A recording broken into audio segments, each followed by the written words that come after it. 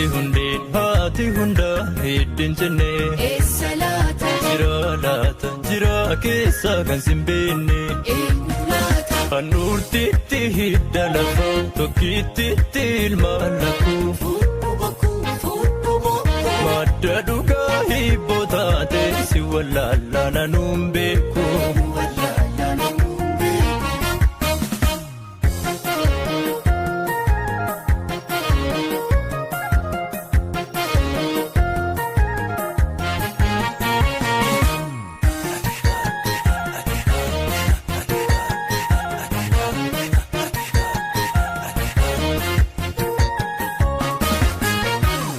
Afaan abbaa qabu qabanii tukkaan miila abbaa qabu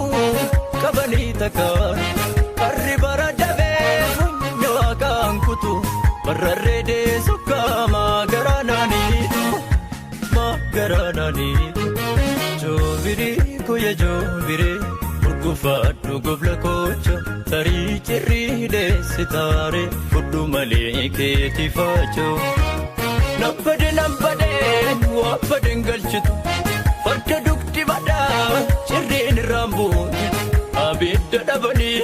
daaraa kakkaammacha ofiidda citanii imimmaanuu dhacha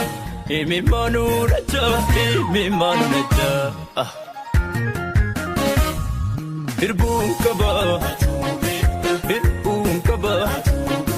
hirbuun qaba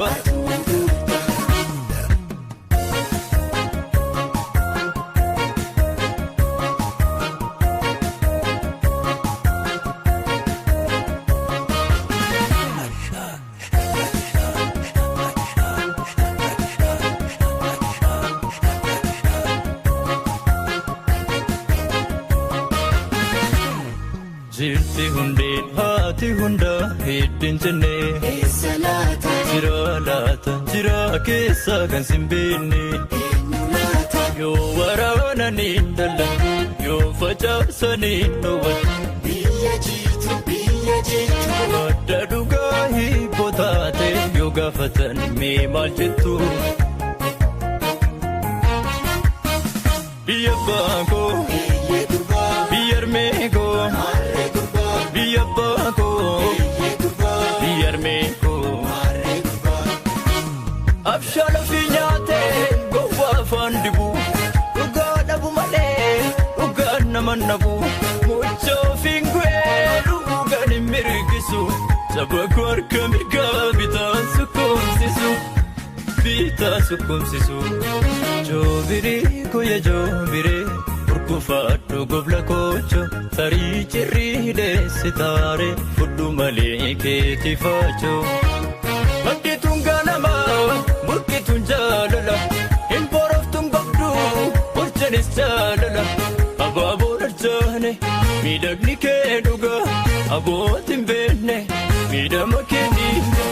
abaaboo dharjaane miidhagni kee dhugaa abootiin beekne miidhama kee dhiiga